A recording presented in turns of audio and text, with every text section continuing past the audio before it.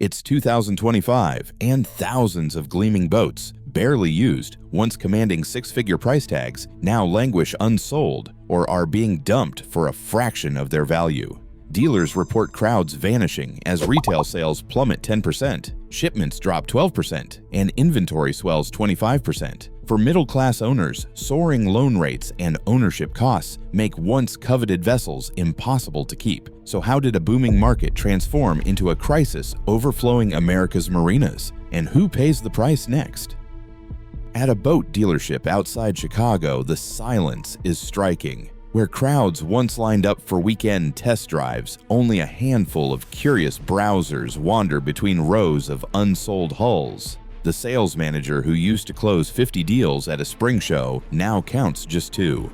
This is not a local slump. Across the country, dealers tell the same story. Listings have surged, but actual sales have all but vanished. Boats that would have moved in days now sit for months, their polished decks gathering dust. National data confirms the scale of the collapse. Retail sales of new boats have fallen by nearly 10% compared to last year. Shipments from manufacturers to dealers are down 12%, a sharper drop than retail, as companies scramble to halt the flood of unwanted inventory. At the same time, the number of boats sitting unsold on dealer lots has jumped. Inventory turnover now drags on more than a month longer than in previous years. Marinas and storage yards, once orderly and bustling, are packed with row after row of like-new vessels, pontoons, wake boats, even luxury cruisers, many showing barely a season's use. The numbers tell only part of the story.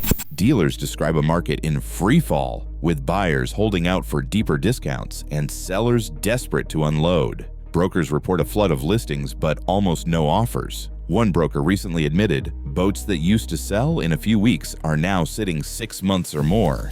The glut is real. In some segments, especially mid-range and sport boats, the oversupply is so severe that prices have dropped by as much as half since the peak. This is not a temporary dip.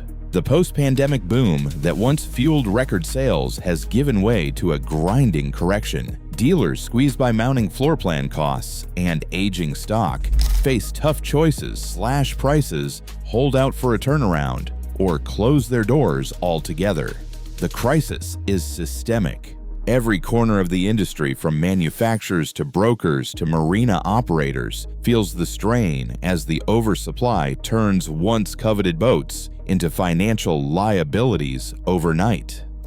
For many buyers, the dream of boat ownership began with a simple calculation. In 2021, banks and credit unions offered marine loans at rates as low as 3%. Monthly payments felt manageable, especially with pandemic savings and government stimulus padding household budgets. It was not just the wealthy who lined up for new wake surfers or family cruisers. Middle-class families, teachers, and small business owners signed on for 5-year or 10-year loans, convinced they had secured a ticket to weekend freedom. But the era of cheap money ended quickly. By mid-2023, central banks hiked rates to combat inflation, and marine loan rates jumped to 7 or even 8%. That shift doubled the interest cost on a typical $60,000 boat loan. For owners who bought at the market's peak, the math turned against them almost overnight.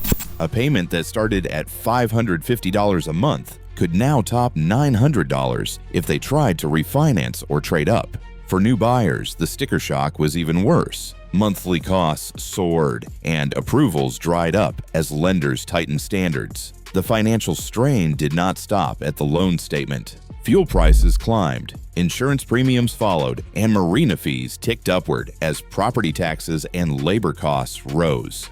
Annual maintenance, once an afterthought, became a line item that rivaled a summer vacation. For many, the total cost of keeping a boat ready to use ballooned by 30% or even 40% compared to just 2 years earlier. Consider the scenario of a middle-class couple who bought a 22-foot runabout in 2022. After the first season, the excitement faded, but the bills kept coming. By 2025, their insurance renewal jumped by 20%. The marina raised slip fees, and the cost to fill the tank doubled. Their adjustable rate loan reset, pushing their payment higher each month. Suddenly, a boat that once felt like an affordable luxury became a source of anxiety. Stories like this play out across the country. Owners who once saw their boats as a symbol of success now scramble to cut losses. Some try to sell, only to find the market flooded with similar listings. Others simply walk away, unwilling or unable to shoulder another season of rising costs. The easy credit that powered the boom has turned toxic, leaving a generation of boat buyers searching for an exit. Sunlight glints off row after row of immaculate hulls, their chrome railings and glossy decks untouched by salt or time. In slips that once held waiting lists, for sale signs now outnumber dock lines. The marina manager, a fixture here for 20 years, surveys the scene with a quiet shake of the head. He points to a line of luxury cruisers, models barely 2 seasons old, some with fewer than 50 hours on the engines. Their owners, he explains, have vanished almost as quickly as they arrived. Some tried to sell. Others surrendered keys at the office, unwilling to keep paying for slips, insurance, and loans that now outpace the value of the boats themselves. The numbers are written on every tag. Boats that once cost $120,000 are now listed at $75,000. $60,000 runabouts have been slashed to $35,000, and still no takers. Brokers describe a market where sellers drop prices by 20, 30, even 50% just to attract a single inquiry. The docks are crowded, but not with boaters, just with inventory. Once, a new listing would spark a weekend rush. Now, even the most pristine vessels linger for months, their once coveted names fading in the sun. The storage yard is no different. Stacks of covered speedboats and pontoons stretch toward the fence, each one a reminder of a deal that never closed. Some owners have stopped returning calls. Others quietly ask the manager if he knows anyone willing to take over payments, no matter the loss. With every passing week, the gap between asking and selling grows wider. The question hangs in the air: where will all these boats go next?